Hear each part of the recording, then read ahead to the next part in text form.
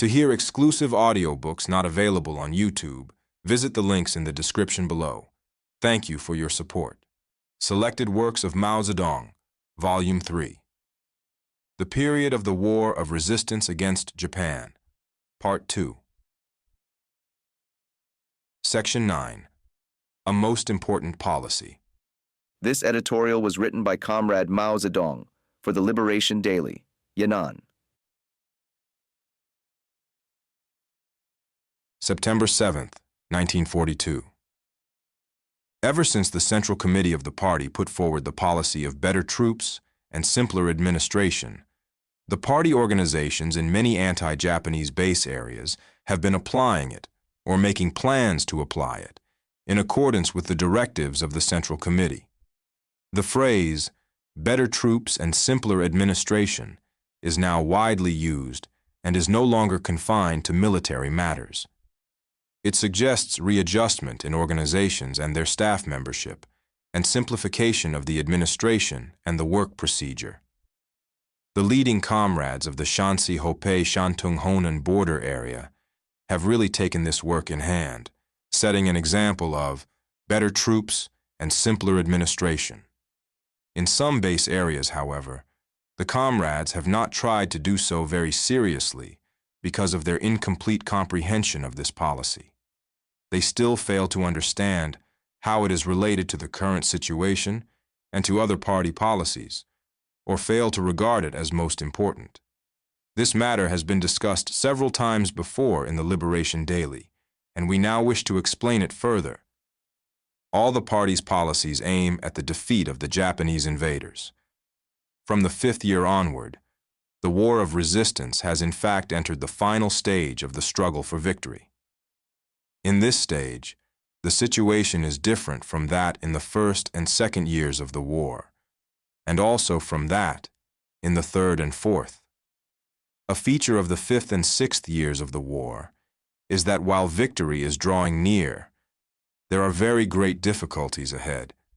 In other words, we are in the darkness before the dawn. This situation prevails at the present stage in all the anti-fascist countries and in the whole of China as well. It is not confined to the base areas of the 8th Route Army and the new 4th Army, although it is particularly acute here. We are striving to defeat the Japanese invaders in 2 years. They will be years of extreme difficulty, differing greatly from the 1st and 2nd 2 years of the war.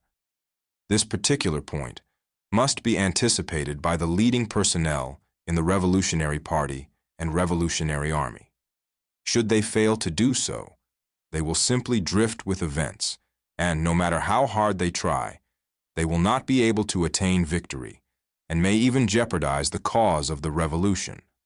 Although the situation in the anti-Japanese base areas in the enemy rear is already several times as difficult as before, the difficulty is not yet extreme. If we do not have a correct policy now, then extreme difficulty will overtake us. People in general are liable to judge by past and present conditions, and to be misled into thinking that the future will be much the same. They are unable to anticipate that the ship may encounter submerged rocks, or to steer clear of these rocks with cool heads. What are the submerged rocks in the path of the ship of the war of resistance? They are the extremely grave material difficulties of the final stage of the war. The Central Committee of the party has pointed them out and called on us to be on the alert and steer clear of them. Many of our comrades already understand the point, but some do not. And that is the first obstacle we must overcome. There is the need for unity in the war of resistance, and unity involves difficulties. These difficulties are political. They have occurred in the past, and may occur again in the future. For 5 years, our party has been overcoming them gradually and with the utmost effort. Our slogan is to strengthen unity, and we must keep on doing so. But there are difficulties of another kind, the material ones. They will grow more and more acute. Today, some comrades are still taking it easy and are not alive to the situation, and we must therefore alert them.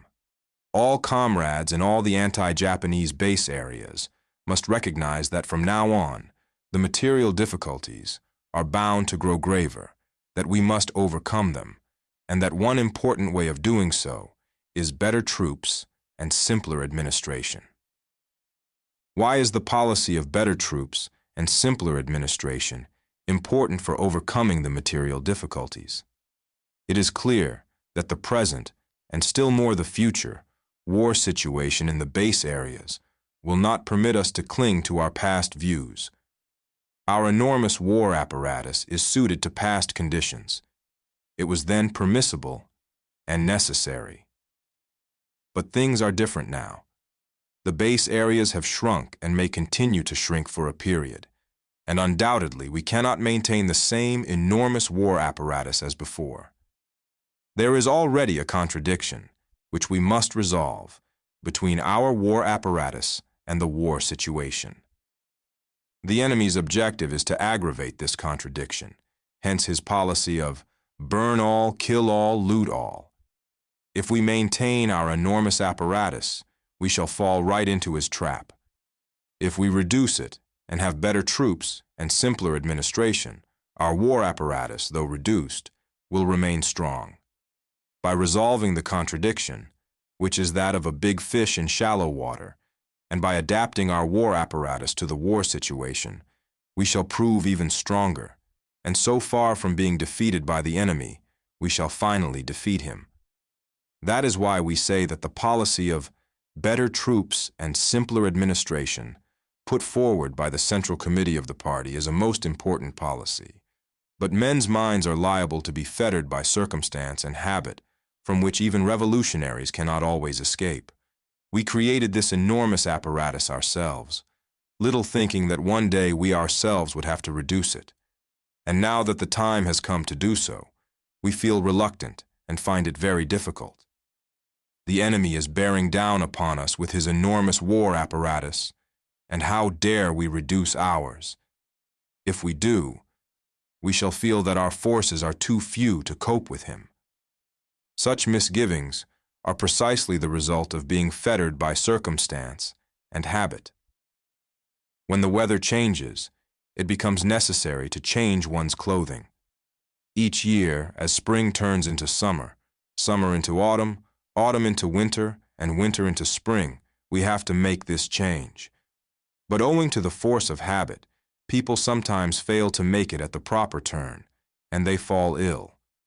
Present conditions in the base areas already require us to shed our winter garments and put on summer clothing so that we can move about nimbly to fight the enemy.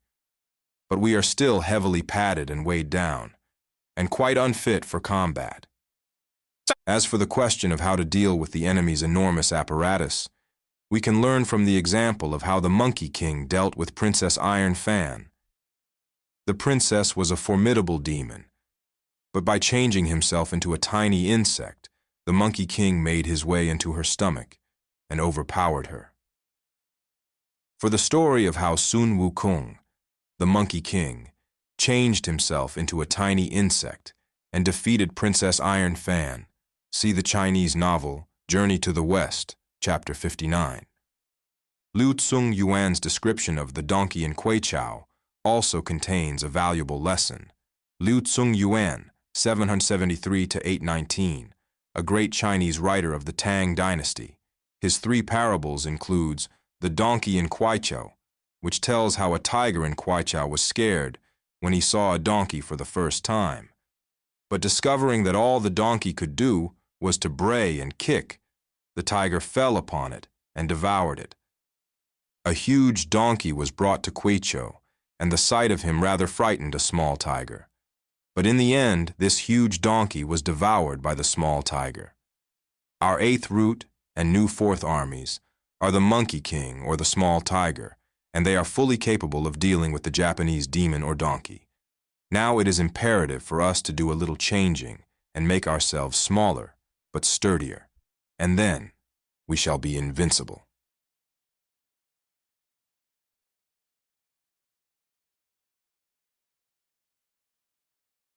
End of section 9.